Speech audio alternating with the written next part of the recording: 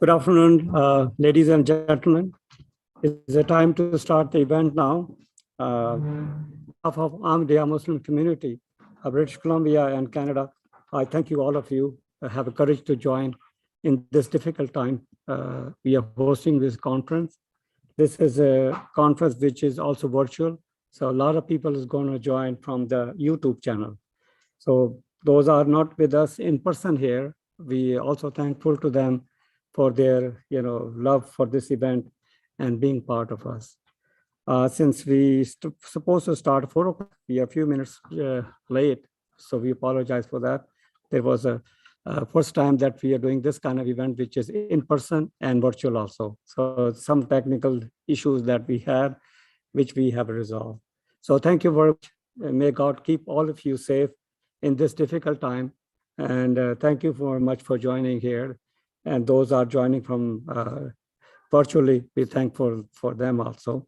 So without further delay, the tradition of my community to start this song with the blessing ceremony, I'll request Mr. Waqas Chima to present the words from the Holy Quran, and I'll provide the translation. Assalamu alaikum. A'udzu billahi minasyaitonir rajim. Bismillahirrahmanirrahim.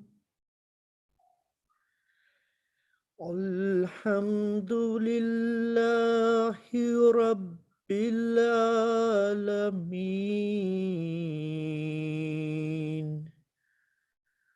Ar-Rahmanir-Rahim. Maliki Yawmiddin.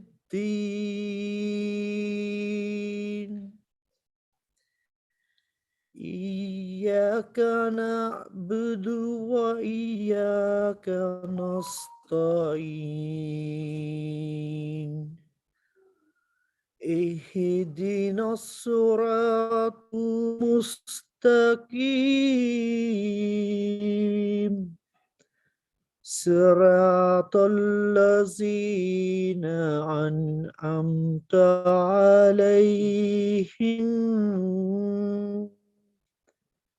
أنعمت عليهم غير المغضوب عليهم ولا الضالين. آمين.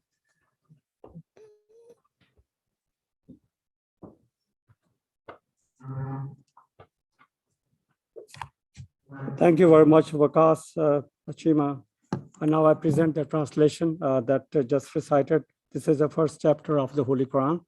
In the beginning, he said, I seek refuge with God from the Satan, the rejecter. Further, he says, in the name of the Allah, Allah is the name and the God that in Muslim tradition, the gracious, the merciful. All praise belong to Allah, Lord of all worlds, the gracious, the merciful, Master of the day of judgment. Thee alone do we worship, and Thy alone do we implore for help. Guide us the right path, the path of those whom Thou hast bestowed Thy blessing, those who have not incurred Thy pleasure, and those who have not gone astray. So, my dear respected ladies and gentlemen, this is being a tradition of more than 130 years that we have been hosting these kind of events worldwide in every major city. My worthy chair and honorable dignitaries, Assalamu alaikum wa rahmatullahi wa barakatuh. The meaning, may peace and mercy of God and His blessing be with you.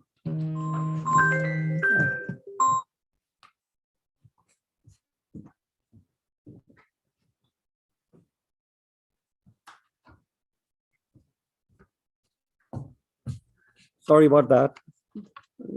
some of the call I have to attend, especially is from the speaker, one of the speaker panel. So sorry. So we've been hosting for 130 years this kind of event. The first event when it took place, about 10,000 people were gathered. The days were different. There was no internet. Everyone has to come actually, and there was no entertainment. So people are much more godly to come. I'm pretty much sure in Latter-day Saint Church also was filled with little and lineup is, and in all the churches that I visited had the same. I have seen it. People were much more godly those than now. People was too much tied up in there. We promote religious tolerance and beauty of religion through these events. In British Columbia, we are hosting still about 5 events in different cities: Abbotsford, Victoria, Vernon, Kelowna, and Prince George. And in Yukon, we are hosting still in Whitehorse every month of March. So we were honored and privileged to host such kind of where we have unity faith for the sake of the love and sake of having a greater understanding. The purpose of these events to have awareness of God, as today's topic is, it is one of the most important topic at this time, the God, the greatest need of our. It's our belief and understanding in difficult times that God is the healing. And without discussing such kind of important issue, we will not able to achieve the target that we want to desire. So Ahmadiyya Muslim community where has launched these kind of events in different part of the city to promote that harmony. I hope you will enjoy presentation from our worthy speaker, and I'm pretty much sure they have prepared the lecture with their best knowledge that they can share with you. Without further ado, I will ask first Mr. John Duncan to give welcome remarks on behalf of Latter-day Saint, Jesus Christ Latter-day Saint Church. Very kind person. I'm very happy to meet him all the time whenever it is possible for me to come to Prince George. He was tremendous help. Yesterday, he helped us to set up this place and providing this venue, it's a really treasure to us. So we thank you, all of you, for joining. Now I request Mr. John Duncan to have a welcome remark on behalf of the church. Thank you, Rizwan, very much. My name is John Duncan. I am the Communications Director for the Prince George Stake of the Church of Jesus Christ of the Saints. Our president, David Coleman, could not make it this evening. He gives his regrets. He is, because of the COVID protocols and his travel schedule, he was unable to come here. He did ask me, though, to extend our welcome to all of you who have chosen to attend today. We are very supportive of this religion conference. We believe very strong that faiths should come together and work together, and that through working together, we can make a better community and a better world. And we agree that God is great, and we need him most in our darkest hours. And of course, we've gone through a pandemic this year, and there are other calamities throughout the world. And so these conferences give us an opportunity to come together, think about our shared messages and our belief in God, and be reinvigorated as we go out into the world and share the goodness of God with other people. So on behalf of President Coleman, I welcome you here. On behalf of the Church of Jesus Christ, I welcome you here. We're very fortunate to work with the Ahmadiyya Muslim community, and we thank them very much for bringing this program here. Thank you, Rizwan.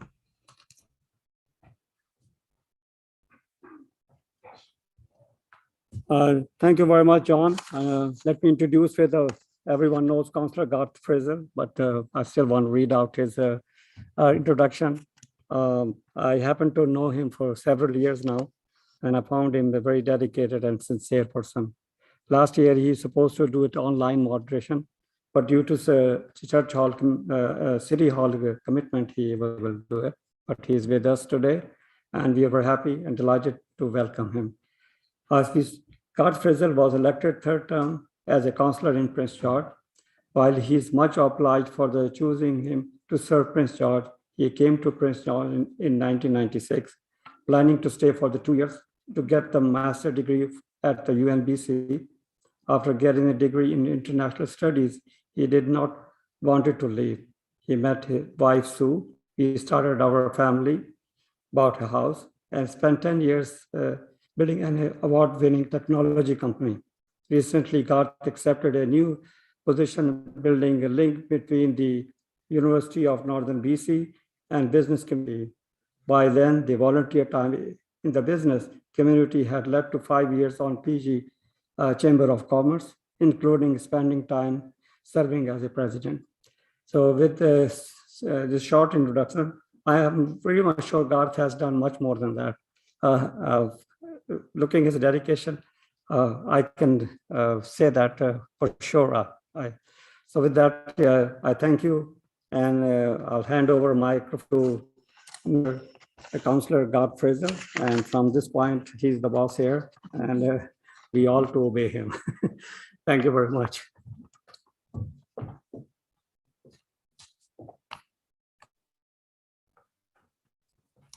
Thank you for the warm welcome, and welcome to all of you who are joining us online, and hello to all of you who are here in person as well. It's a great honor to be here among these people who are going to share their views. And I gave a lot of thought to it over the last week, sitting with my kids, talking with my wife, listening to some of the great political issues, the economic issues, the technological issues, internationally and locally. And it comes to me really clearly that the theme of this, God, the greatest need of the hour, rings true. There's anger and there's conflict, there's adversarialism, and we don't have to look farther than the environment and the challenges of homelessness, reconciliation, and inequality. But there's also hope. Infant mortality is at the lowest it's ever been. Lifespans are at the highest they've been. We've got incredibly advanced technological tools right at our fingertips that we all know how to use. And it is the case that we have opportunity and there is a chance for hope. But that's those strange words for some right now, because we're coming out of this pandemic, and for 18 months, it's been a real challenge for everybody. There's a lot of fear out there and doubt. There's uncertainty about where to turn. And for some, that means looking other places like social media for their answers. And social media can sometimes fire up the differences between us, the distinctions and the challenges that we face, rather than solving the problems. So wanted to take this moment to just ground us in where we are right now.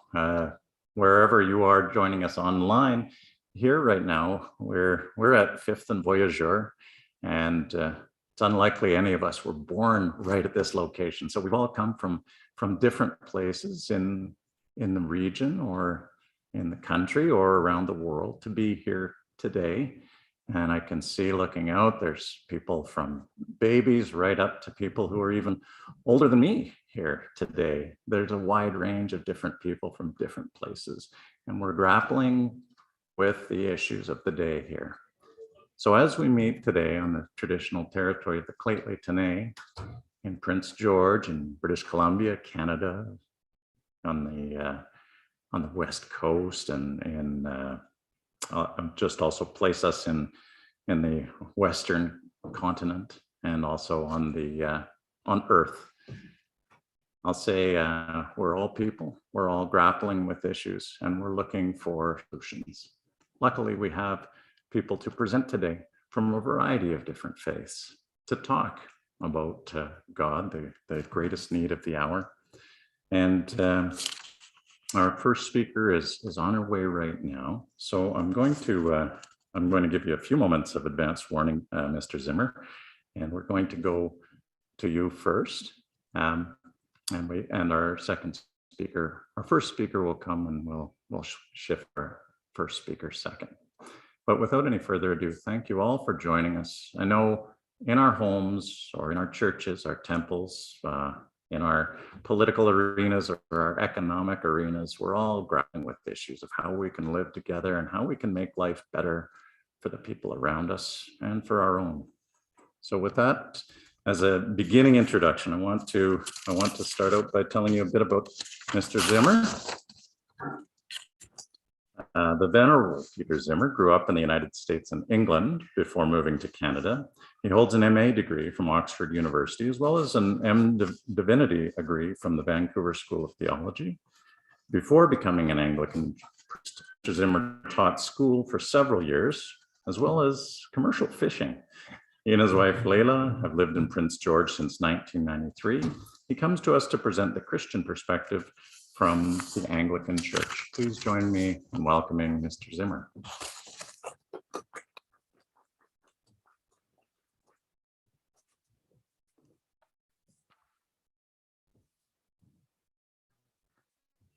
Thank you very much. As I was preparing to address this question, I puzzled over how its framers might have framed the central issues of this hour. And I realized that there are, for me, in fact, two. One of them, the worldwide COVID-19 pandemic, and the second, perhaps somewhat more limited, the tragedy of Indian residential schools and the role of Christian churches in that. I suspect that the frame of the question wanted us to focus on the issues raised by the former, but I cannot fail to at least acknowledge the latter one.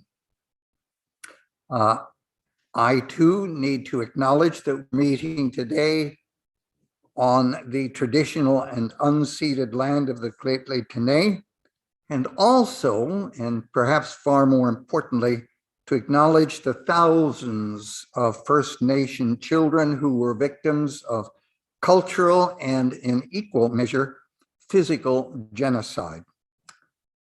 In that regard, the church has done, I would say, a terrible job, and we are just now beginning to address our role in that.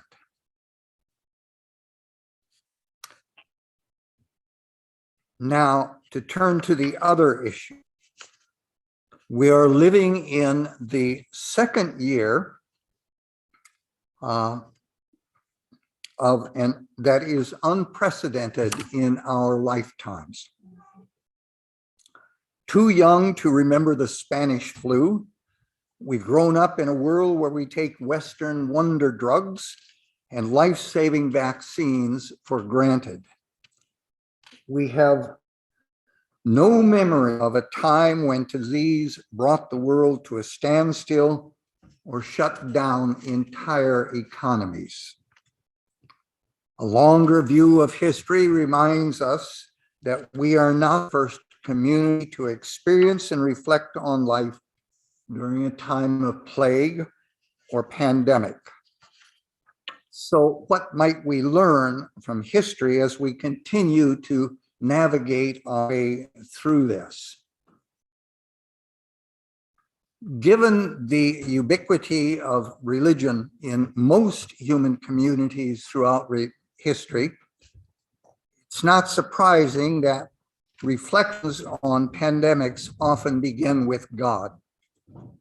Plagues and diseases on such a scale inevitably feel biblical in the sense that they are beyond the norm and therefore supernatural in some way. While modern science gives us insights into COVID-19, we still look for someone, anyone to blame. In antiquity, and to some extent still today, that person is often God. One writer describes the arrest of a Scottish preacher in 1603 for refusing to comply with the government's health measures because they thought they were of no use, as it was all of God. The preacher was imprisoned because he was viewed as dangerous. Because of its long history, Christianity has a tendency to produce contradicting reactions to any number of situations. And the ongoing COVID-19 pandemic is no exception.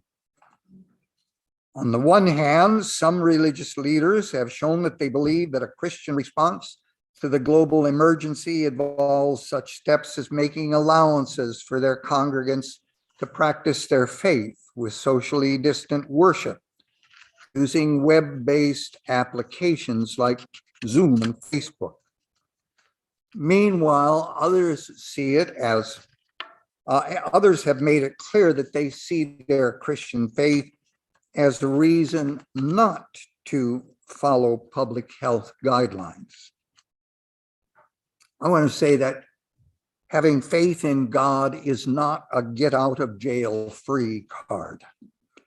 Christians are no different from anyone else in the challenges that we face. However, there are some particular questions that many of us are asking at the moment. It needs to be said that we are all working this out on the fly. None of us, as I said earlier, has experienced anything like this before. So, where can Christians turn to find God's will in these times? I suggest that there are two foundational passages of Scripture. The first is from the prophet Micah, and the second is from the Gospel according to Mark. Micah was written in a time of crisis, not unlike ours. God, Micah says, isn't particularly interested in worship. Instead, Micah writes this: "What does the Lord require of you? To do justice, to love kindness, and to walk humbly with your God." We are called to humility, kindness, and just behavior. The second text is from the 12th chapter of Mark. Jesus is asked what the two great commandments are, and he replies, "Are the commandment to love God and to love our neighbor as ourselves." With these two foundation texts in mind, what might a Christian response to the present time be? There are many Christian mission and relief organizations which have networks of people working in different parts of the world. Many of these organizations have been helping to care for people suffering from the virus in situations that are far less well equipped to deal with the outbreak of them in Canada. The impact of coronavirus is starting to have in highly dense environments, such as refugee camps, very worrying.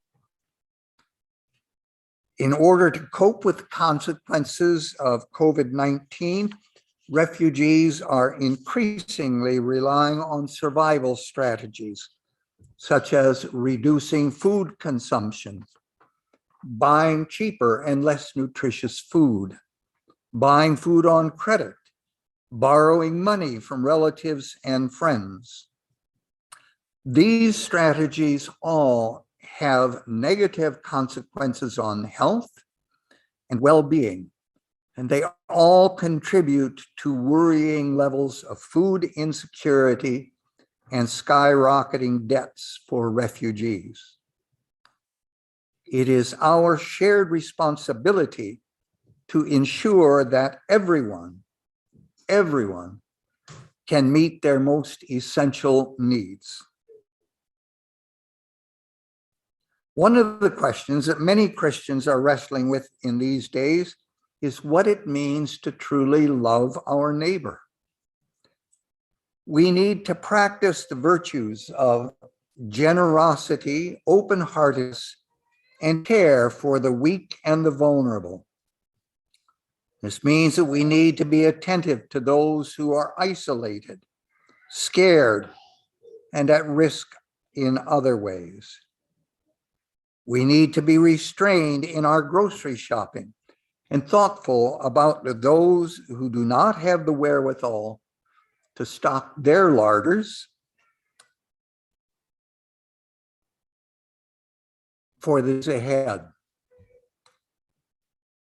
The Bible teaches that we should, in all but the most extreme situations, obey the government. And we will need to take seriously the measures that our political leaders are urging us to adopt. We need to remember that scrupulously observing these measures is not simply a matter of our own protection, but of helping to protect the most vulnerable in our society. One question that many may be asking these days is why God allows global suffering like this to happen. I have to say, no easy answers. Oops, did I go past my time? Oh, well, that's it.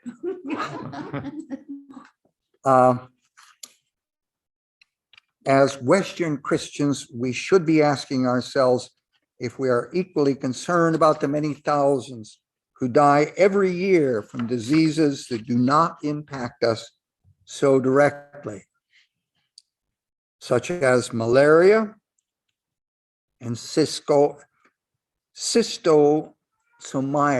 Is that correct? Schistosomiasis. The work of Christians does not change in times of trial.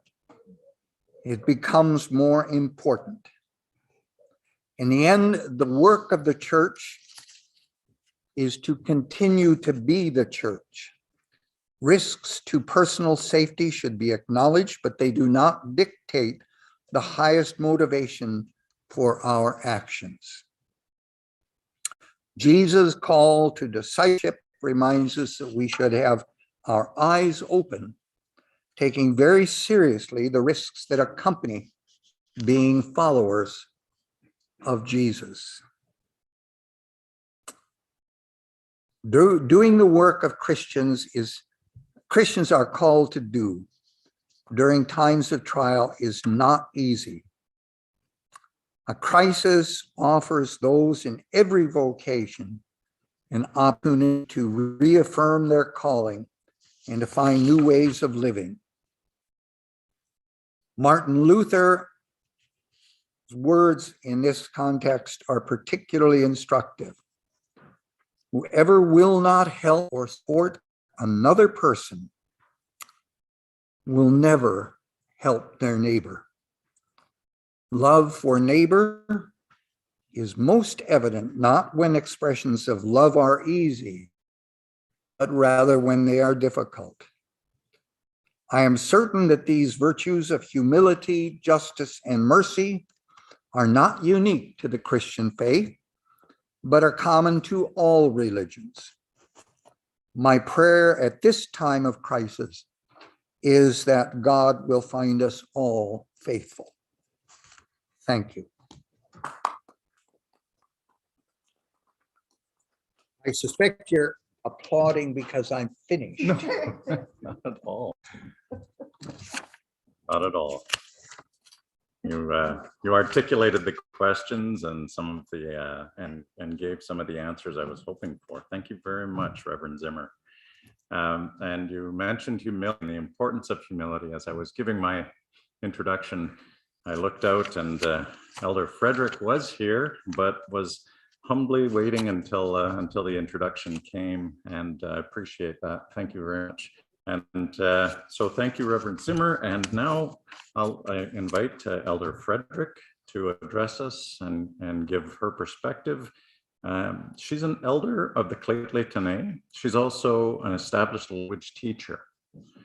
Elder Frederick has worked with School District 57 as a teacher at Nusdaya Elementary School, and later worked within the Aboriginal education system, instilling her native tongue within the whole of School District 57 area by technology. She and her late husband also taught at UNBC, teaching how to construct dugout canoes, which is situated throughout the Prince George area. As she worked beside her late husband, she taught her native tongue as well. She's happy to announce that UNBC is going to rename the rotunda in honor of her late husband. It's going to be renamed the Robert Frederick Gallery. That's going to happen sometime in the near future. She's also co-authored 2 books, one with Hubble Homestead and another with Bigneda. Please join me in welcoming Elder Edie Frick.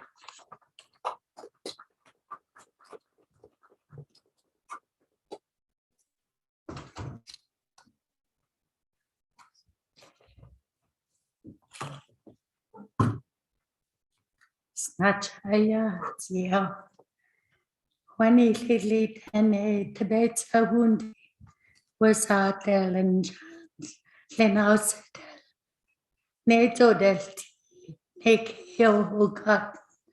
So, what I just said is that we lately are very honored by your acknowledgement on our territory. We are very honored by that. Every time we get invited, it's always an honor to be acknowledged. So Native spirituality, in our language, we say Dakelko Tenazduki, meaning we pray in our mother tongue. In our belief system, we Dakel believe everything has a spirit. Every animal down to the smallest insect. Every plant has a spirit. Every plant has a male and a female plant. Every river, water has a spirit too. When we get in our boats to travel on water, we put our hands in the water and we say a prayer for protection and respect for the power of the water. Our environment, like the water, has a spirit. The environment is our church. We give offering to Mother Earth when we harvest food and medicines. We either bury tobacco or spread tobacco around the area. We always give thanks for everything. The name we use is Yagatsta, meaning one who sits in the sky. In other words, creator. We Dakat have always been spiritual people. We believe in our dreams. They are messages from one on high or from our loved ones who have passed on. When someone passes away, they are cremated, and the widower carries the ashes for a period of time. This is where the term carriers came to be by the non-natives, namely the Catholic priests.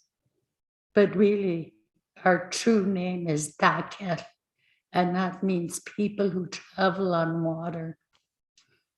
Once the mourning period is over, there is a ceremony which is performed on top of a hill or a mountain.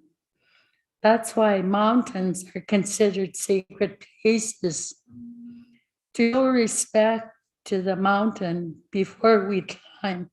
We put charcoal under our eyes.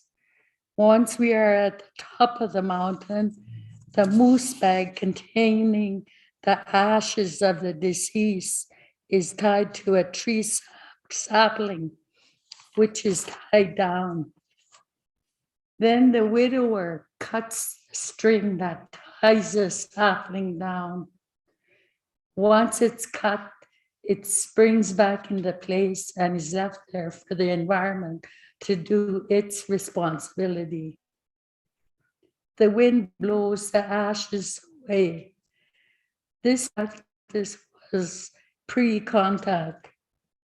After contact, there was a Catholic priest whose name was Father Maurice. He lived amongst us and learned language and our traditional ways.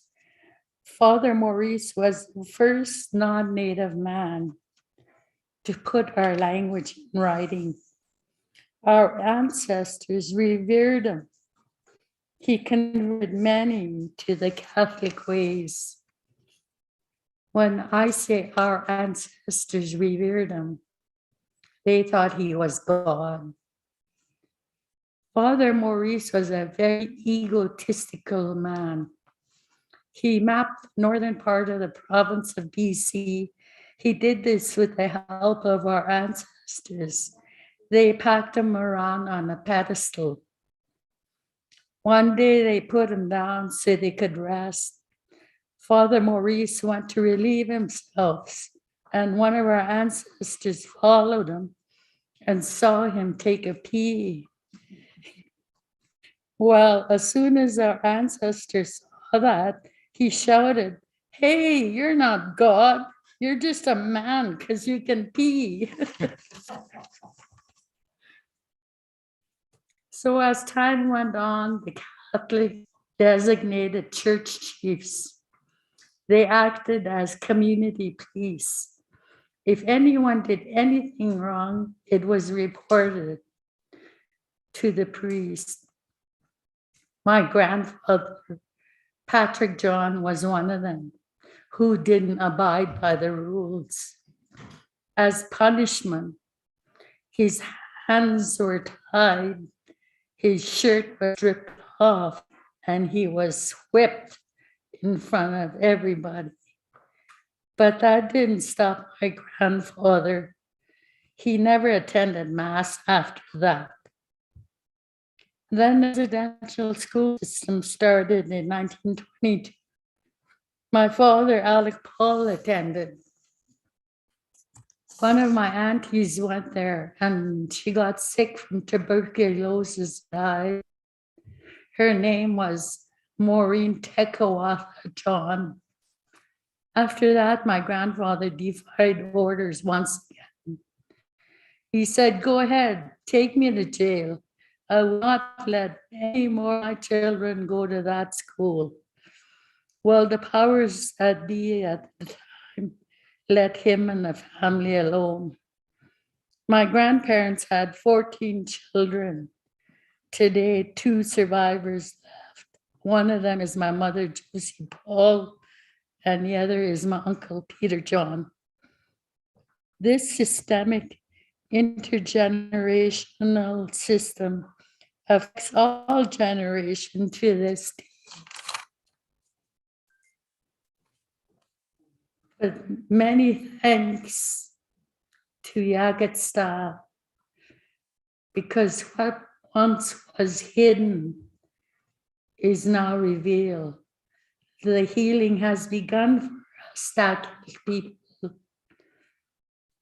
Personally, throughout my life, I was first a Catholic. I got my communion. I got married, and we still searched. We became Christians, my husband and I, and we were baptized. And that lasted for a while. Finally, we found what we were looking for, and that was our own spirituality. And because of the loss of identity, loss of language, loss of culture, we kept searching and finally found our calling. But every faith that I've encountered in my life were stepping stones. And the beliefs that I was taught through the Catholics, through the Christians, I still use it. It's still in my heart. I use it because it coincides with what we believe as Dakal people. You know, to love one another, to help one another. You know, one of our ancestors said, you know, we all pray to the same entity. He just has different names. And I really believe that. So I'd like to end with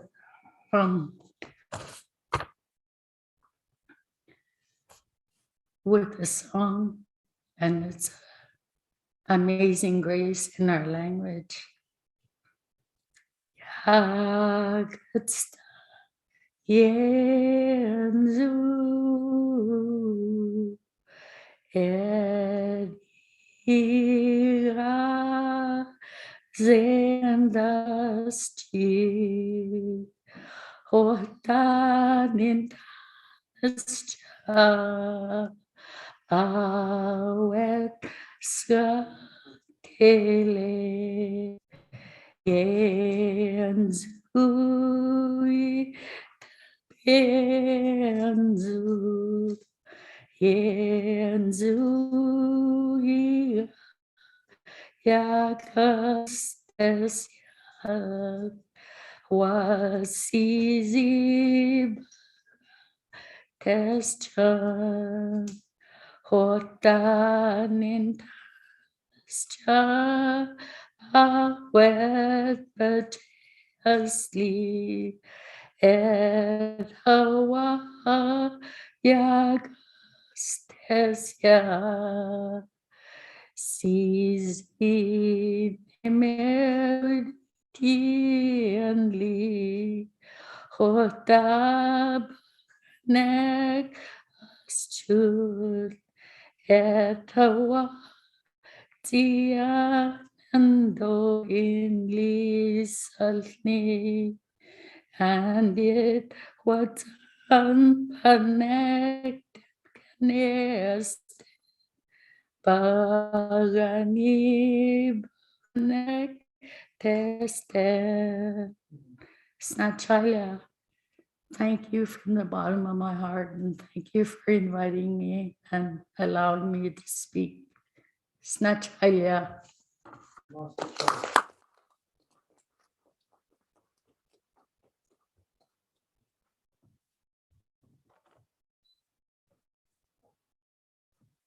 Thank you, Elder Frederick. I don't know much Dakal. I know the great honor you do by choosing the word snachelnia, and you started with it and you ended with it. That means a lot. Also, what was hidden has been revealed, and there's a path ahead, a long path.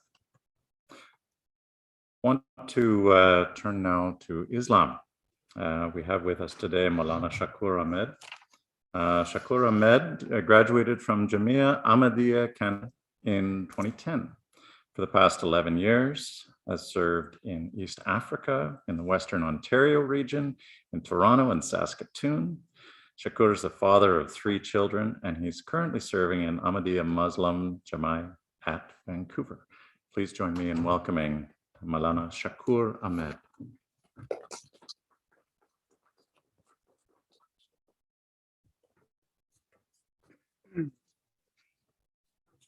Assalamu alaikum wa rahmatullahi wa barakatuhu. May the peace and blessing of God be upon you all. In the name of Allah, name of God, the gracious, the merciful. As the world progresses around us, leaps and bounds, As scientific and technological strides solve the constantly emerging modern day challenges around us faced by humanity at large, and as breakthroughs in medicine restore the ailing to health with miraculous efficacy, human beings feel a growing sense of self-confidence, self-dependence, and security with every passing day. It is as though there is no challenge with humanity without which they cannot surmount with their own physical or mental capabilities. And so, in a world where nothing seems beyond grasp and our own intellectual abilities seem sufficient to address all of life's big questions, one may ask, what need do we have of God? Some would say God is nothing more than the product of primitive minds.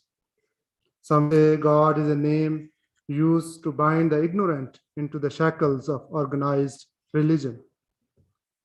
God and religion gives the world nothing but violence, as would say unrest, backward ideologies, and extremists. And to an extent, one should presume that perhaps this is true. But I'm not here to talk about the God of extremists. Besides, extremism has nothing to do with God. Extremism is an unbalanced way of thinking which reinforces prejudice and hatred, and anyone can be guilty on that front, whether he believes in God or not. I'm here to talk about briefly that pure and holy being who is the creator of this universe and from whom all goodness emanates, the one who is free from all forms of defect and on whom all worldly and spiritual success and progress depends. A God who nurtures our intellectual development, a God who encourages us not to follow blindly, but to ask questions and then accept an eternal truth when logic and rationality lend their support. This is the God that is presented by Islam. Now, the first question which naturally comes into mind is, in this fast-paced world where most people have very little time for anything that doesn't affect them directly, why should one believe in God? The simple answer is because he exists. And there is robust evidence to establish this fact. Therefore, since God exists, we ought to believe him. Now, as far as the evidence are concerned, that is a different topic on another day. The next question which arises in the context of God is what relevance he has in our lives. Should one strive to search for him, to seek him, to find him? Now, this is where the question of gaining benefit and preserving oneself from harm becomes important, whether or not one believes in God. It is often the case that human reason moves one to reflect over the purpose of one's own existence on earth. One asks themselves how this complex system of our body came into being, and how this vast universe, which functions so perfectly, came into existence. Was it created by chance or by the design of an intelligent creator? If the universe has a creator, would he not have a higher purpose for us? Although reason alone cannot answer these questions nonetheless move one to consider the possibility of the existence of God and the purpose for which he has created us. If he does in fact exist, so the question of whether God is relevant in his society becomes clear. The very hallmark of a civilized, educated society is that they exert their best efforts to explore and answer the higher philosophical questions in life. How can one deem themselves educated, civilized, and cultured if they willfully neglect to explore and investigate a question that is the single most important question related to our very existence on earth?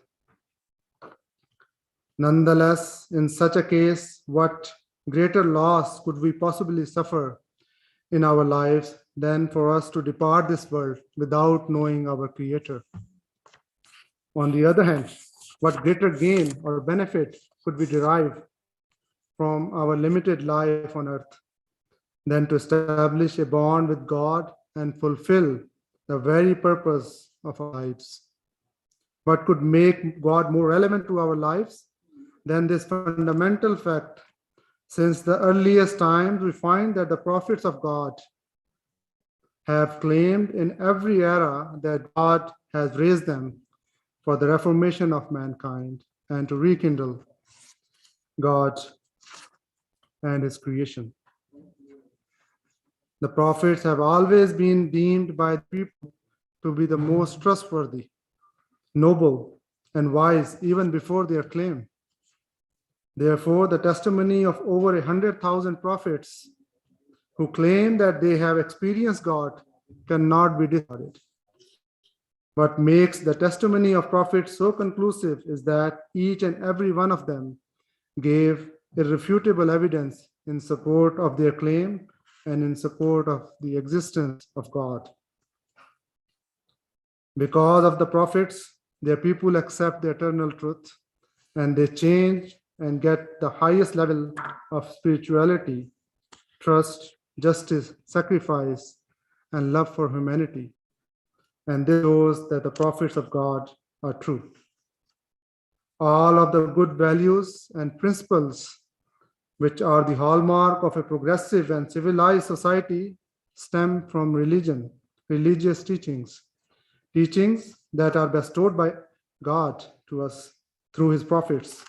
And this is why today, more than ever in an age when materialism, injustice, conflicts, and double standards stand as an obstruction in the way of world peace and inner peace, God becomes all the more important. And in this day and age, it was Hazrat Mirza Ghulam Ahmad of Qadian, the founder of Ahmadiyya Muslim community, who was raised by God as a prophet and a reformer to rekindle the bond between God and man. He taught Islam that was logical and rational. Through revelation from God, he made prophecies that were fulfilled, showed miracles that were seen by many people, countless people, and manifested living signs and demonstrated that the God presented by Islam is a living God, who is ever present even today as he was since the beginning of time. He demonstrated that our salvation and inner peace and world peace lies in God. He proved that normal people like you and me can have a relationship with God even today, and that he answers us when we pray to him. The only way we can establish peace in this world is by recognizing God, through devotion to God, and by offering the rights that we owe to our fellow human beings, to humanity. So the question of God is personal. It's a journey that everyone must take for themselves. If we are to be genuine and honest to ourselves, we owe it to ourselves to seek God at least once in our lifetime. Put aside all our preconceived notions, biases, worldly objectives, and vested interests.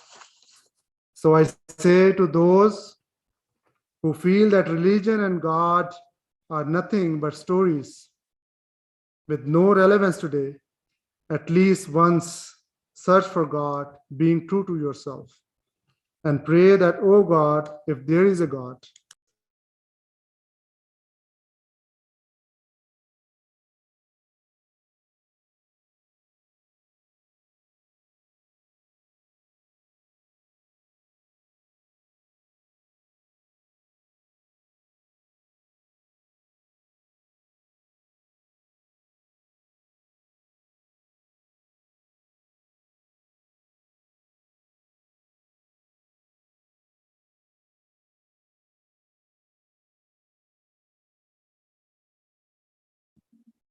Excuse me, you are muted.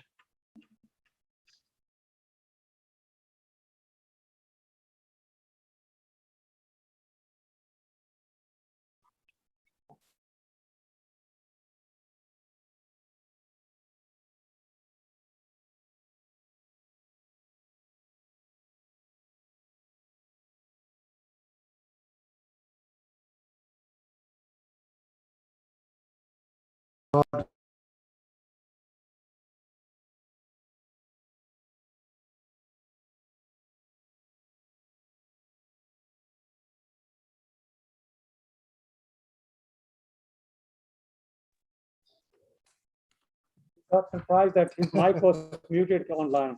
Oh. Maybe you want to provide some summary for online. There are a lot of people are watching you. If or in the end, maybe 2, 3, 1. No, just do it now, since one speaker is also short. Thank you. Okay.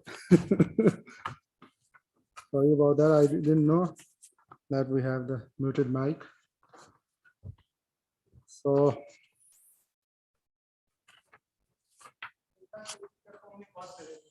Okay.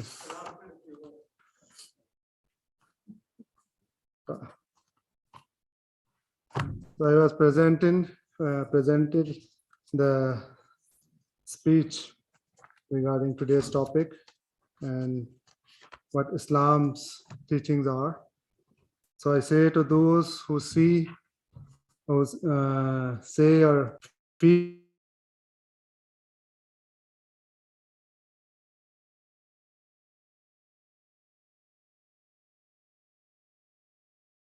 in our lifetime, at least once, being true to ourselves. And thus, the question of God is personal. Everyone has their own, thinking, and their prospect is different. The teaching of Islam is that if you search God, if you walk towards God, God will always answer our prayers. God run towards you if you walk towards God. Thank you very much.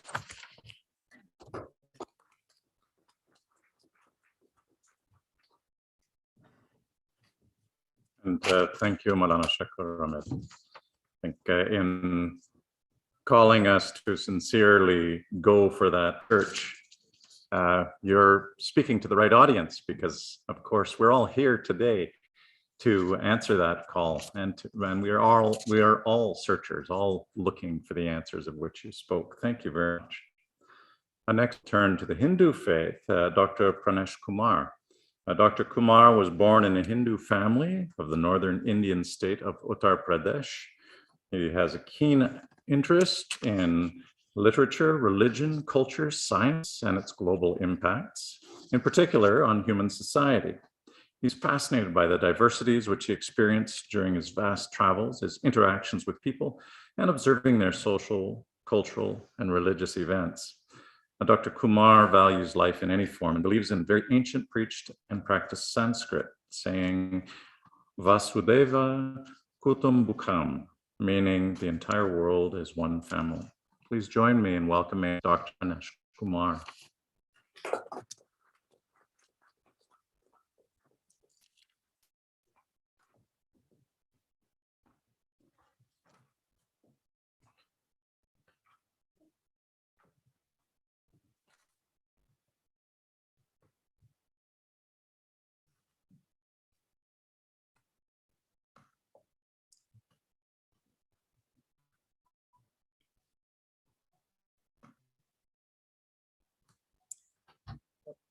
Thank you very much, Mr. Garth, and I welcome all of you here. And I am very happy to see the youngest, cute participant there. And it was really a pleasure to watch what they were doing. So we talk of these, God, etc., etc. They are in need of our, just ask what is going in their mind. These kids, 2 kids who are sitting there, small babies. Yes. Okay, so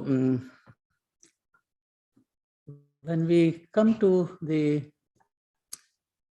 Hinduism concept of God, Of course, I will not get into that because it's a very, very varied one, very diverse. So we are talking of why at this hour of present times, the God is really the first thing we look for.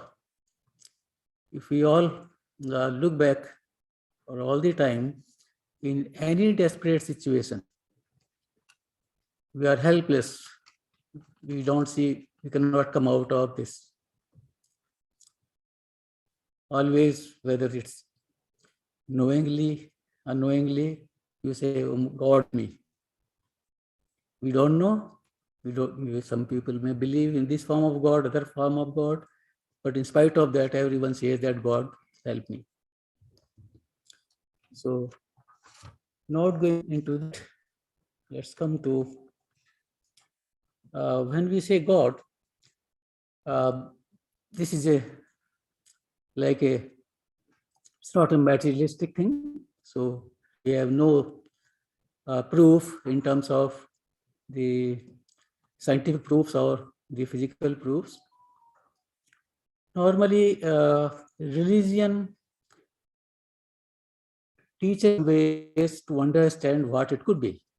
So all different religions, whether religion or non-religion, whatever it may be, there is somewhere that makes us aware that what is God or not. So I will say that when we have the greatest need of our means, this is the greatest need of the religion and its practices.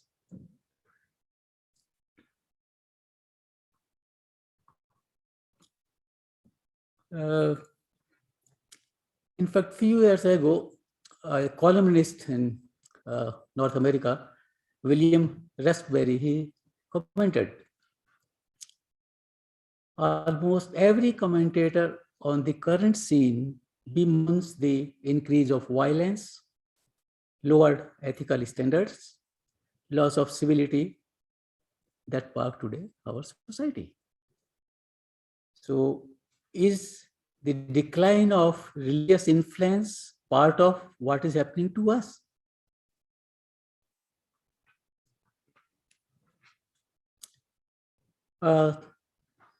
Since the beginning of human civilizations, as we have from the records and the other evidences, religious practices appear to have enormous potential for addressing today's social problems. A strong repeated evidence that regular practice of religion has beneficial effects in nearly every aspect of social concern and policies. Positive effect of religious belief practice have been seen in reducing like social problems, suicide, substance abuse, divorce, marital dissatisfaction, etc., social problems. And these religious practices have made the people strong and effortful to change significantly to the good quality of life.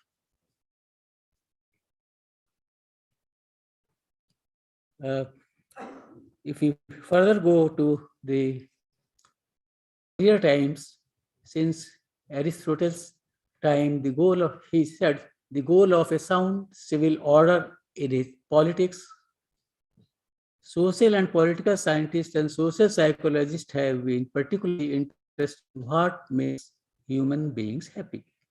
So happy people tend to be productive, law-abiding, learn well, make good citizens.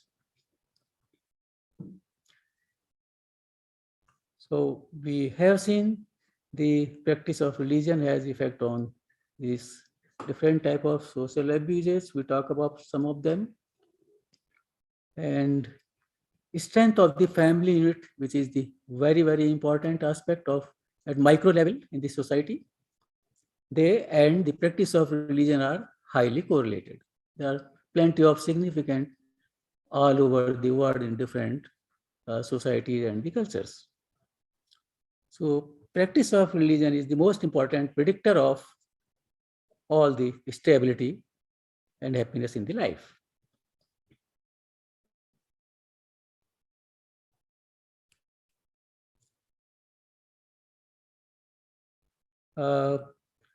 Particularly when it comes to the mental health, depression, which is a very, very common and has become like an epidemic nowadays in our societies. So probably it has been compared the two groups, where the people who were following the religious practices versus not. And there have been comparison made and seen that certainly the group who followed religion practices were far, far better able to in terms of the mental health.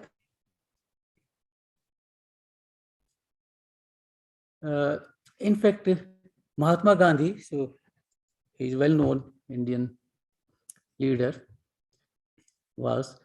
so he quoted a poet from, let's say, about 500 years ago, was very celebrated Hindi literature poet. He said, root of religion is embedded in mercy, whereas egotism is rooted in the love of the body. Mercy should not be abandoned, even though the body perishes.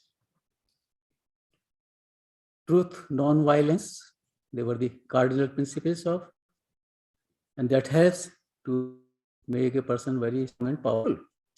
Karma duty, which were stressed, were identified as one of the cardinal duties of a person. Human beings should be compassionate towards creatures, practice non-violence towards animals to the extent possible. And main value which they taught was all life as one. So if we think all life as one, then possibly that comes out to be that it's no more different than the God. See, the concept was that we are no different from God. We are the sons and daughters of the God. So he is a father. And if any father will never ever do any harm to his children.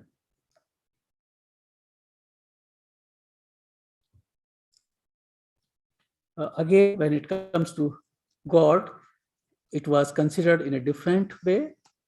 The way that time they say it is like a soul. We are one energy from the super energy, which is God. The soul goes from one form to another form. It may be human form, it may be any life forms like animals or any, it may be the plants, etc. What we say. So the stress was that the person developed the inner qualities. Those inner qualities make him strong and powerful. Once person is powerful, strong, he can deal with any situations which may be a problem in the life. So the inner qualities were like peace, purity, love, kindness, sympathy, empathy, bliss, happiness, wisdom.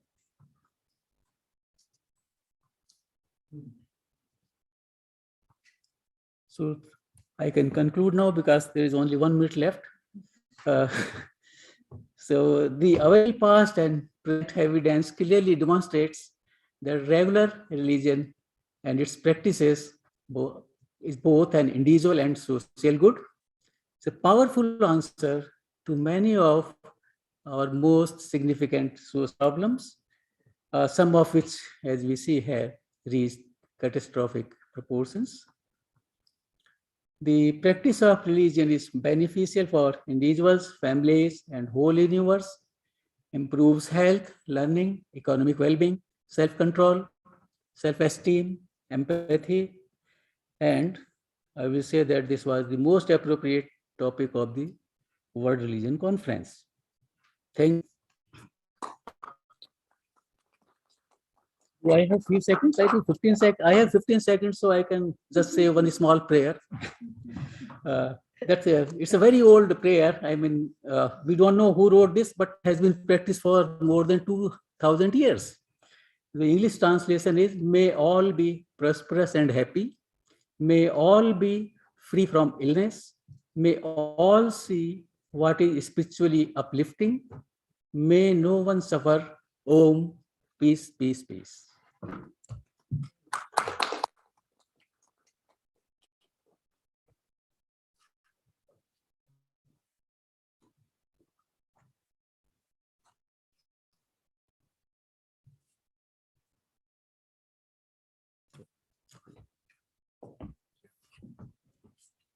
Thank you, Dr. Kumar. Beginning to see parallels as we get farther along and see commonalities. It's lovely to take time away from the everyday practicalities of life and make time to think about these, think about our lives in all of these different terms. Thank you, Dr. Kumar. And now we're going to turn to the hosts in this building from the Church of Jesus Christ of Latter-day Saints. We have with us Mr. Brock Kimball. Grew up in Prince George, and he and his wife Sandra have been married for 36 years. They're blessed with 4 children, all grown now, and 7 grandchildren. He's a registered forest technologist, and he spent most of his career in the forests that surround us for the past 35 years. Presently, he works for a local consulting firm on forestry and environmental projects within the Prince George region. His interests are varied. Among them are spending time with his ever-growing family, writing music, playing piano, working, and reading scriptures and good literature. Brock's a member of the Church of Jesus Christ of Latter-day Saints, and he served diligently in the callings to which he's been assigned for many years. From 1983 to 2004, he served as a full-time proselytizing missionary in the Utah Salt Lake City South Mission. Over the years, he's been a teacher, a young men's leader, an elders quorum bishop, president, and a bishop of the local congregation. He's currently serving as a counselor in the Prince George State Presidency. And he's always felt that life is a blessing and God, our Heavenly Father, continues to be involved in the details of all our lives. Please join me in welcoming Brock Campbell.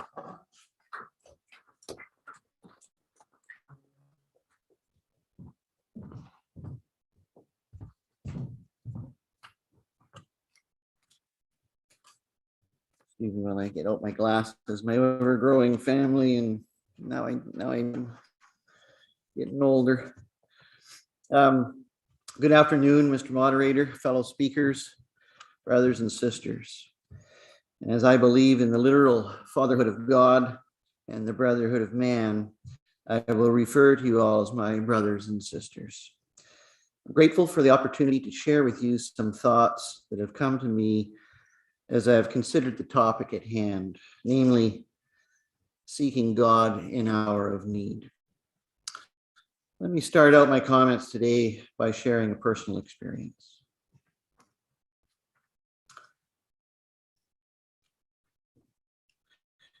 I'm just new to technology here, hang in there. Many years ago, I was working in northern BC outside of Fort Nelson. I and my crew had set up a tent camp. We had been dropped off by helicopter in the middle of nowhere for a 10-day shift, forestry work. We could communicate with the outside world with a truck radio that I had taken from my work truck, along with the truck battery and a long external antenna that I attached to a tree, just in case of an emergency. This was nothing unusual. We did this all the time. We called these fly camps, and they were placed in remote places. On one morning in that shift, while snowshoeing into our work site, we encountered a very hungry black bear.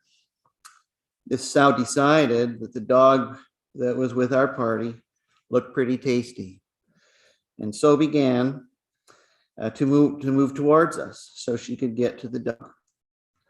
Winter was coming to a close, and she had just come out of her den, and she was ravenously hungry. She so began an intense experience that's been indelibly imprinted on my brain for the longest time. I won't bore you with all the details. That's not the purpose of this. Suffice it to say for now that I am here and she is not. At one point during this protracted experience, while the bear was charging, who knows which time, I remember looking up at a large jet airplane passing overhead. 40,000 feet up, trailing a stream of vapor behind. I've been in circumstances where everything in your universe is condensed and seems so immediate, and all your senses are finally honed to that exact moment and that very experience. When you're in dire circumstances, there isn't anything happening on the whole planet but what is right before you, right there and right now. Here we are, and here I am, and we're fighting for our lives, which we did for 3 kilometers all the way back to our camp where our rifles were safely stowed. And there are 350 people above us in that plane, flying over our heads, who don't have a clue of what is happening directly below them at that very moment. That was one of my thoughts. But I also remember, and it came into my mind, that my Heavenly Father was very much aware of what was happening to me and my fellow workers, and that somehow things were going to work out. I just didn't know how. My prayers ascended anyway. Now I share this experience to illustrate a point. It's often that way for our Father in heaven, I think. We neglect him or even forget about him in many and diverse ways. But when we're in a crisis, he can count on hearing from us, urgently seeking for a favor. Some kind of divine intervention is needed, and who else would we turn towards? Our approach could be seen to be very much like asking for a wish from a genie in a bottle. Initially, our lives often follow that pattern. Things are going well for us, so there's a lot of backslapping and congratulating. We get a little proud of our accomplishments. We forget the source of our blessings. We neglect what matters most, our relationship with God, the Great Spirit, Allah, Heavenly Father.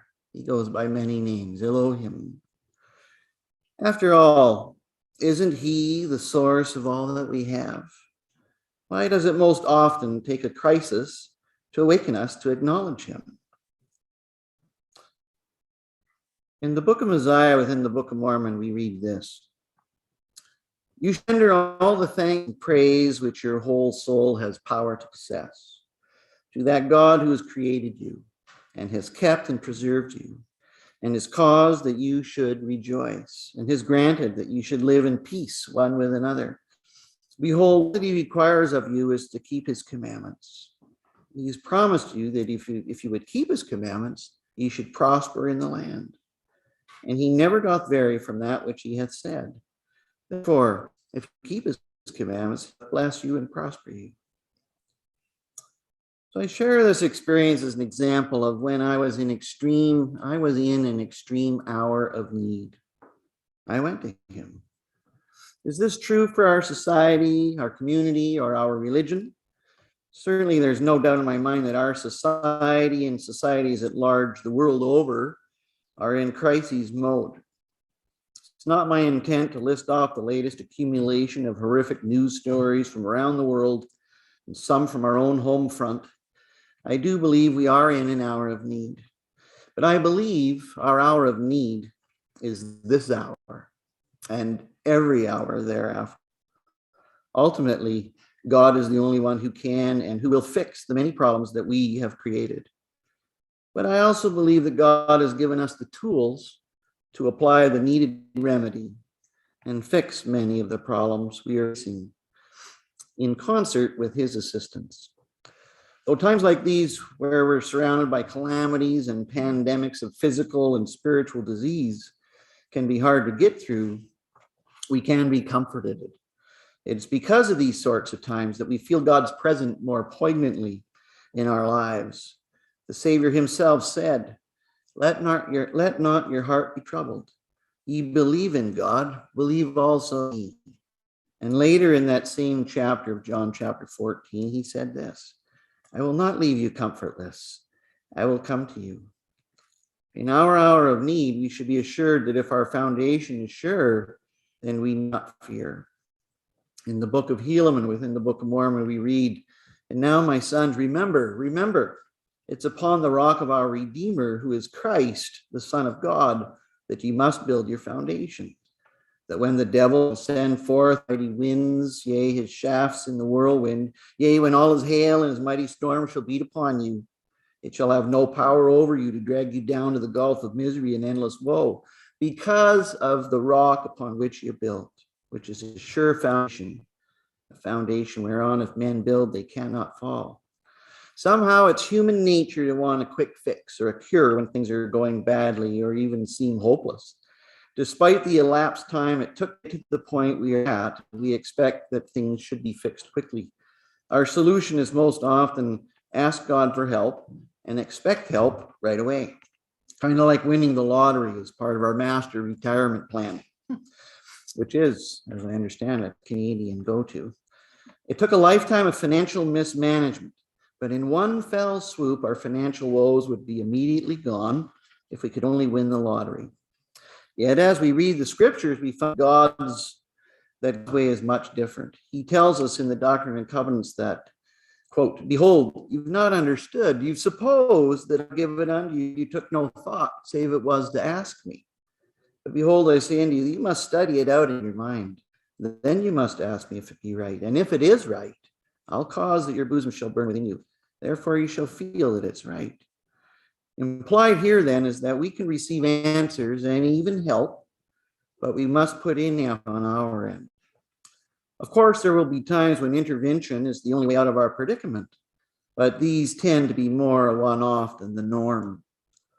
There's great growth that comes from God's way and affirms to us that he has something in store for us. His is eternal perspective. In order for us to grow, we need to learn to acknowledge him and rely on him. How wonderful to know that though we live in desperate times, we do not have to despair. We have not been left comfortless, and we don't need to let the burdens of the world trouble our hearts continually. The Savior is the source of our peace. It is he who said, "Peace I leave with you. My peace I give unto you. Not as the world giveth, give I unto you. Let not your heart be troubled, neither let it be afraid." 20 more seconds. I'm fast. These things, he also said this on chapter 16, "These things I've spoken unto you, that in me you might have peace. In the world you shall have tribulation, but be of good cheer. I have overcome the world." What I derive from this then is things aren't going to get better in the world anytime soon. And the peace in the world that we so earnestly seek and desire isn't to be forthcoming right now. We can gain comfort in the knowledge that through us and our determination to be an exemplar of Christ and the good news that he bore, the world can become a better place for everyone, in our families, in our communities, and in our nations. Though we will experience tribulation as we partner with Christ or take his yoke upon us and seek to do his will and share the good news of the gospel, the burdens that we feel loaded upon us can be made light, and the world can be made better and filled with hope. Thank you.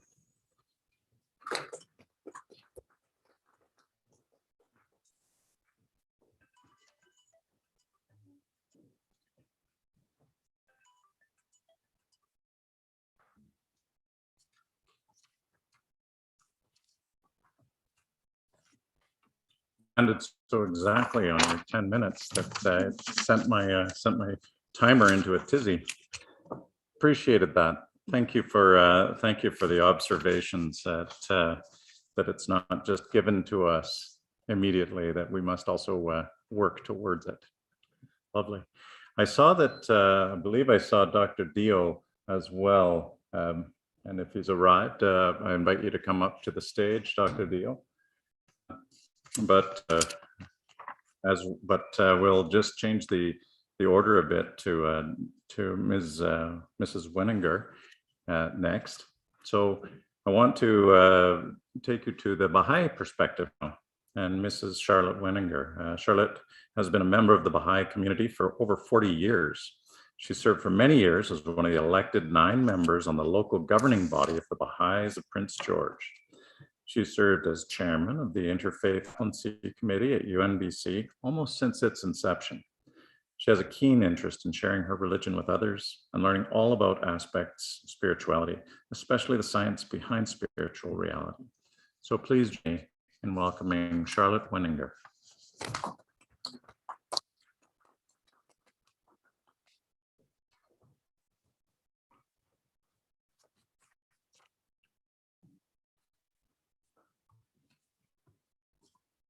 Hello, everyone. Thank you very much for the Ahmadiyya Society for hosting this conference and honoring me with inviting me to the panel. I just wanted to also acknowledge the lands that we're on, Lene, as well. And I also wanted to acknowledge our host, the Jesus Christ of Latter-day Saints. Thank you very much for hosting this conference. As well, I just wanted to mention that I am a member of the Baha'i community. I am not speaking on authority, and I just wanted to acknowledge and thank the trust that the Baha'i community of Prince George has in me to present the teachings to my words. From the writings of Baha'u'llah, every age has its own problems and every soul its particular aspiration. The remedy the world needeth in its present day afflictions can never be the same as that which subsequent age may require. So when I was thinking of this theme, which was very difficult for me to ponder the God as the need of the hour, because I was, as Peter mentioned, I was thinking of the Spanish flu. I was thinking about the flus before, the plagues before, the incredible numbers of people that suffered during the First and Second World War. I mean, I was just going all over the place saying, why now? Why is this the greatest need? And then it came to me, I kept thinking, you know, we're not finished. We're going to suffer perhaps a little bit more on the world stage until our unity is established. One of the things the Spanish flu taught us is it's no longer nation-based. The suffering that we are going through currently are worldwide and international. There was one community in the whole entire world that was touched by the Spanish flu. I thought that was very interesting. It was a very, very far away native village in Alaska. Nobody had the Spanish flu because the protection of the First Nation people, they had guns and they were not allowing anybody into their village. And they were the only ones who did not have the Spanish flu touch them. And I'm thinking COVID is the same. So all of our ills in this age are international. The climate is extremely worrisome. Our environmental damage that we're causing the planet is not nation-based. Our economy is not nation-based. It is all international. So we must be united. And this is our current need. And this is our greatest need. So when it comes to God and our needs, God has given us many, many gifts for us to get over some of our issues of today. The first and foremost is we have everything we need to unite.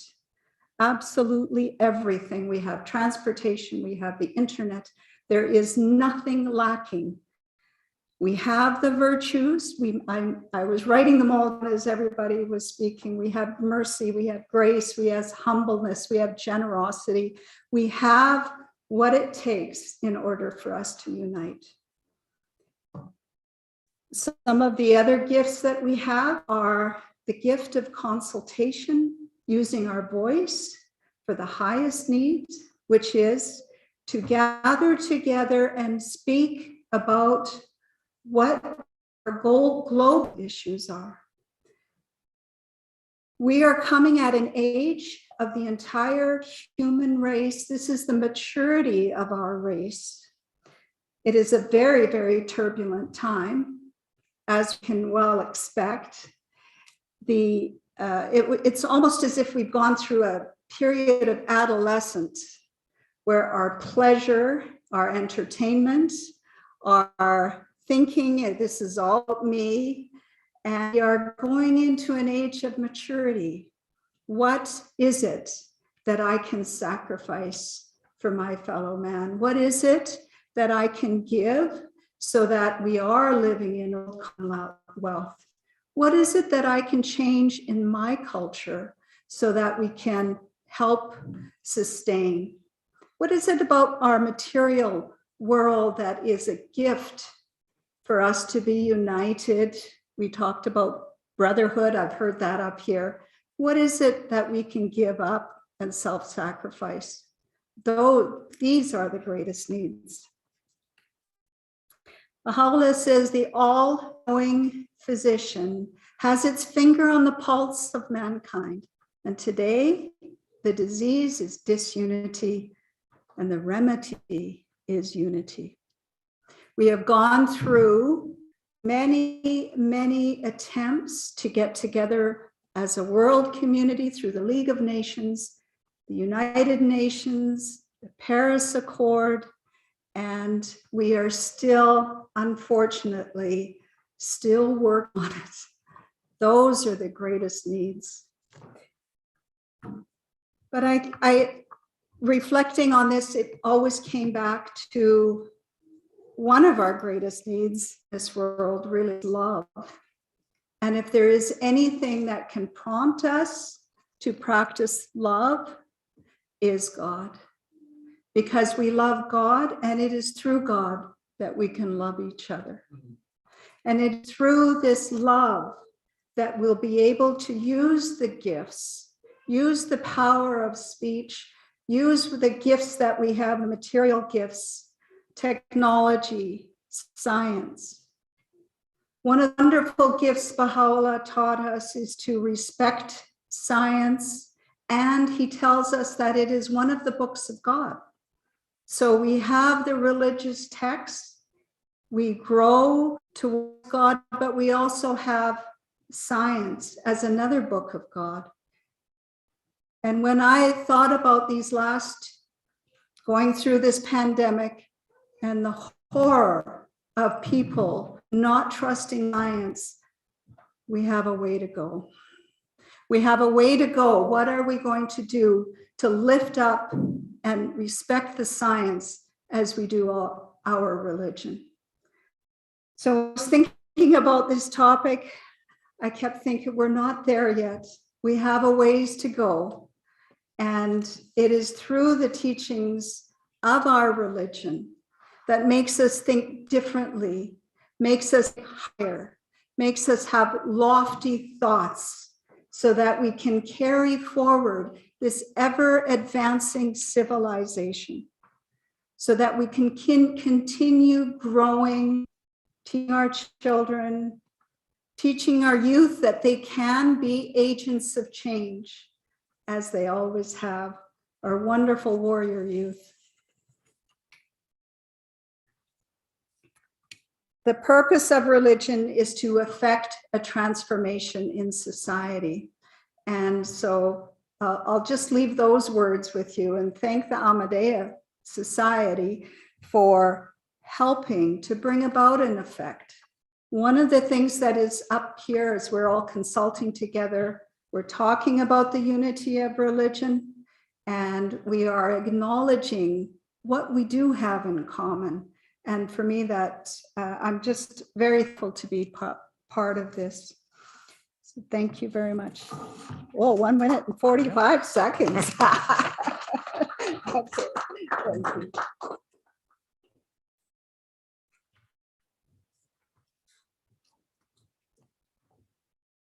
I meant to note at the beginning that Elder McIntosh wasn't able to be here due to illness, and Dr. Deo as well, perhaps. So we'll conclude here now, but I wanted to just bring forward some of the thoughts that we heard today, because I mentioned there were similarities, and I was furiously taking notes. this opportunity doesn't come up every day, and sometimes not even every year. It's great to look out over the group that's assembled here because, as Mrs. Wenninger just mentioned, it's about love. It comes down to, why are we doing this? So what? Who cares about this? You do. We do. And together, that's where we get this started. Thank you very much to the Ahmadiyya Muslim Society for doing this on a regular basis and bringing together people who care about this, not just for our community, but for our world, really. Elder Frederick said we all pray to the same entity, though we have different names. And what was hidden has been revealed, and we can begin healing. And I thought it was also really informative that she ended saying that each religion she had looked into had helped build her understanding of faith like stepping stones. Zimmer, when you brought up Micah and calling on us to do justice, to practice kindness, and to be humble, and then reminded us that God wasn't interested in worship, it brings to mind that we are called on to just think about this. Thinking is the start, but to take action as well. In every presentation, I heard take action. Pranesh Kumar, you reminded us that people need to be happy. And there are many out there who aren't enjoying that right now. Religion, the best predictor of mental health stability, and the root of religion being a love of others. You know, not everybody gets to experience it or spends time thinking about it like we have today. Mr. Campbell, yes, we are all brothers and sisters, and particularly in Canada, in our political climate, acknowledging that we're brothers and sisters shouldn't be something that is terrifying and scary to say. It should be something that we're able to say proudly. Thank you.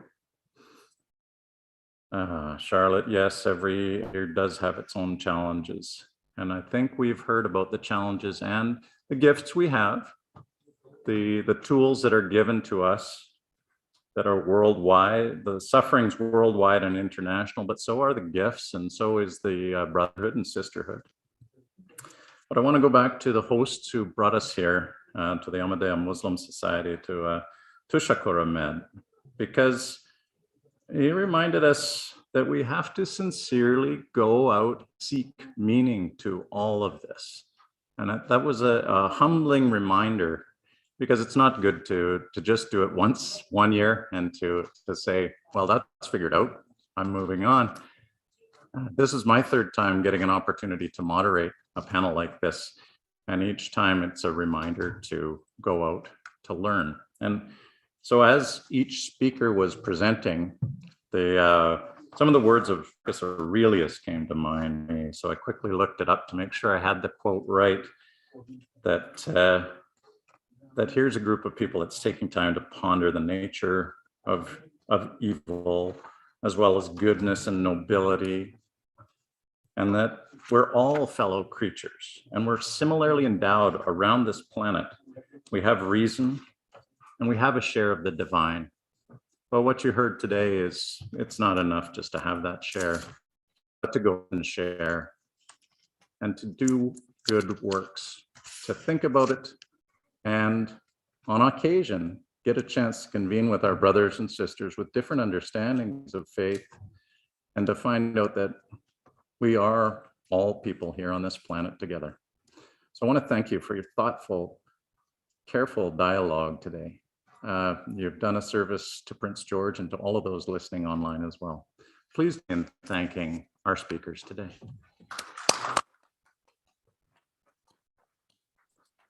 Thank you to the Church of Jesus Christ of Latter-day Saints for hosting us. Thank you to the Ahmadiyya Muslim Society, and thank you, Al Frederick. Can I turn the mic back to you? Okay. Thank you very much. God bless all of you. I find very encouraging that number that we have here. I found you a very strong people, a faith people, to come and joining her in person here. These days are the very difficult days. Indeed, we know that. At one time, we'd hear the news, okay, you don't have to have a mask and you're good. The next day, we found out, no, it's a mandatory, and go back to same where you come from. So we are living in this pandemic time and organizing such kind of event, and those are joining equally appreciative of them.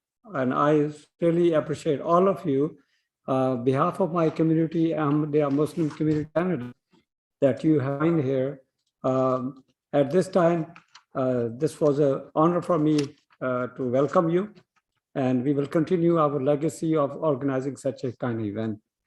As I have told you in advance, we organize this kind of event in different cities. Our next stop is going to be London on November 15. We have a bigger panel there. Somehow we found an amazing city in Vernon that has all kind of faith: Judaism, Christianity, the spirituality, Buddhism, Sikh. So number of faith exists in a smaller place, and also other Muslim community also exists there. So we're very happy to delight them, and somehow the size of 40,000 people, but the numbers are much greater there. When we hosted the first conference there, we were shocked to see 400 people in a recreation center, and next time, so 300 above. So we was and last year when we hosted, moderated by Chief Byron Lewis, online conference, we had about 400 attendance. So today we are happy that attendance that we have, and online we will report to you after 2 hours when the final number will be added by the YouTube, because in YouTube, as you have experienced and you have online, the traffic comes and goes. So number that you see are not accurate when you're watching it live. But if you, after concluding the session, after 1 hour, 2 hours, when you see numbers that will be exactly. And that this conference you can watch anytime. It's recorded, and it's going to be on the YouTube as other conferences are. So you can watch anytime. I'm pretty much sure attendance will be close on online 150 watching people. Last year when we hosted this conference, you'll be shocked to know Prince George had the highest online attendance, 549. So we never had this in Prince George. So we were happy. Today, was delighted to announce that we had members joining us from Guyana, South America, actually my son and my daughter-in-law, from Toronto, from Winnipeg, Greater Vancouver area, Saskatoon, Edmonton, Calgary, Chicago. These are the cities, because these are the messages that when you see I was responding, thanking them for joining. These are the messages keep on coming. I'm watching a conference. So very happy, very much, wanting much time. One thing I want to let you know that there is a food, at least you can take 2 containers with you. We have lots of food. Enjoy that. The menu is very good. I request my volunteer if they can put the food on this side of table, right there. It will be much easier that way. We have much more room there. Thank you very much. Now the call is our local president, Khalid Khan, have been serving here for some time. It's a very small community here. So we come from Greater Vancouver to help them to organize this kind of event, as I'm doing since 2004, when Dr. Pandish Kumar and Reverend Zimmer are the beginner of the conference in 2004. So that time we did it in a Canford Theater in UNBC, and we had about 335 attendants there. So it's good. We was very encouraged. That was our first event that we did outside of Greater Vancouver area. And seeing that attendance, we see the love of interfaith exists everywhere. So thank you very much.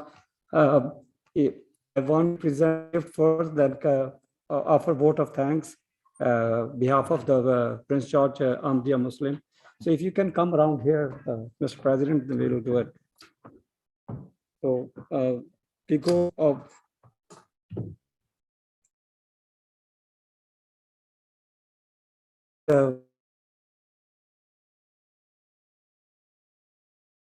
himself. Thank you. We should appreciate him. Okay.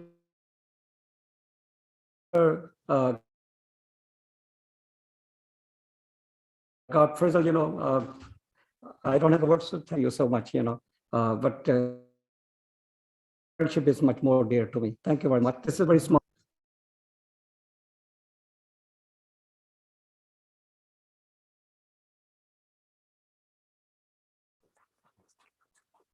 Hello, bye.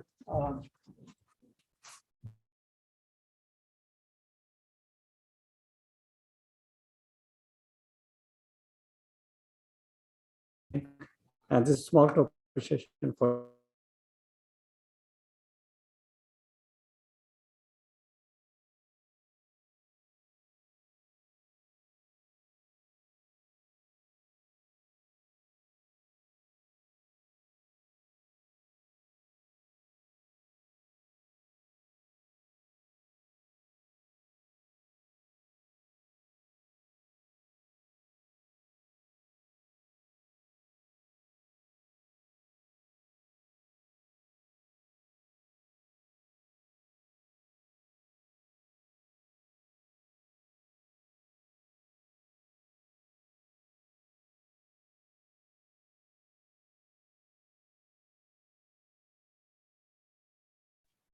Assalamu alaikum. The main mic is mute.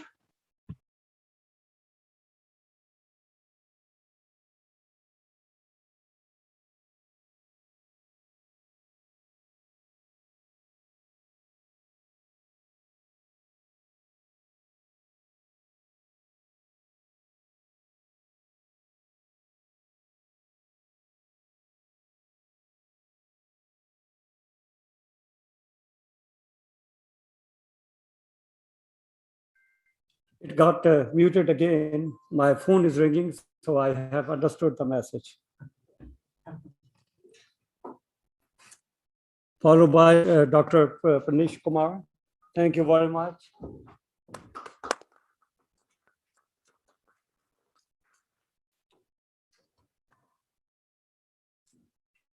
Thank you very much, Reverend Zimmer, coming again, presenting Christianity perspective here.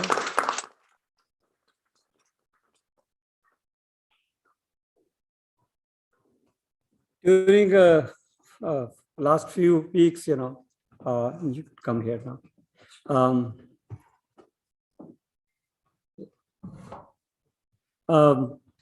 I've been talking to every day almost by text to Mr. John Duncan. I'm very much happy with him. I'm very much thankful to him for his contribution. I request him to come here and receive small token of appreciation from us.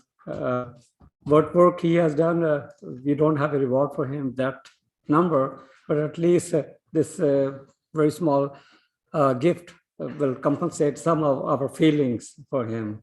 So thank you very much, John.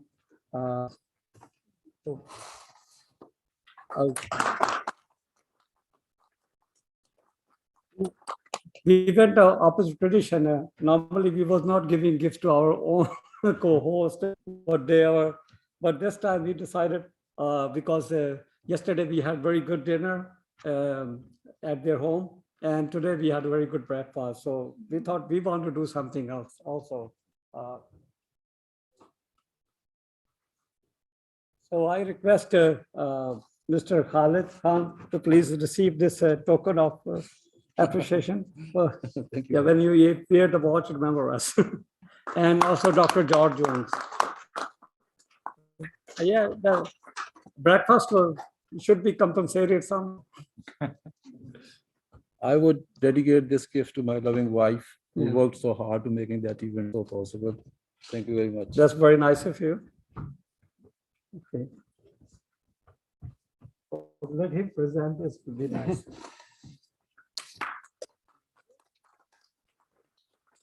This ends from Mayor. The food is coming as then you can take.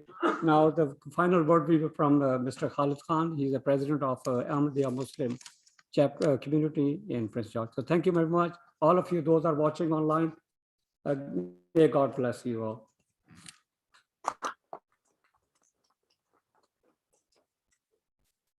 نحمده ونصلي على رسول الكريم أما بعد أعوذ بالله من الشيطان الرجيم بسم الله الرحمن الرحيم. I express my sincerest thanks to Mr. Garth Frizzell, the moderator of today's 16th session of the World Religions Conference. Then I would like to thank Mr. Bragg Campbell, representing Christianity, Mr. Shakur Ahmed, representing Islam, Ms. Eddie Frederick, giving her point of view of indigenous community, Mr. Karnish Kumar, representing Hindu faith, Mr. Peter Zimmer, representing Christianity, and respected Charlotte Vinegar, representing Baha'i community.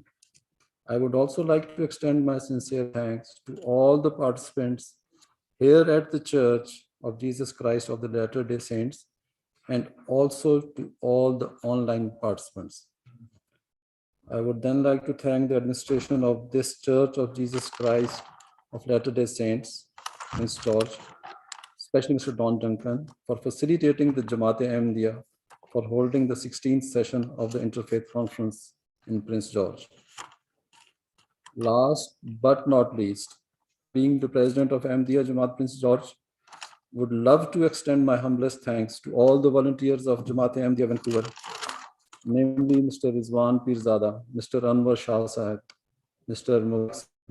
Imchan Sahib, Mr. Wakas Chima Sahib, Mr. Rustgar Sahib, and respected Missionary Sahib Vancouver, Mr. Shakur Ahmed, for traveling all the way from Vancouver to Prince George and making possible to hold this prestigious event.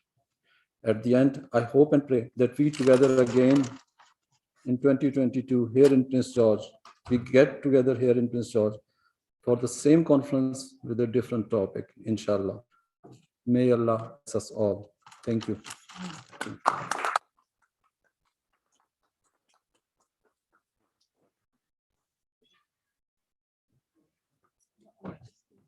Thank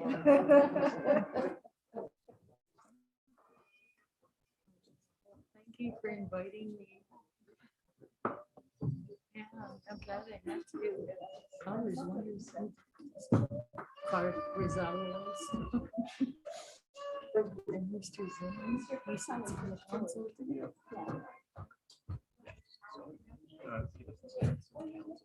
Oh, but do you read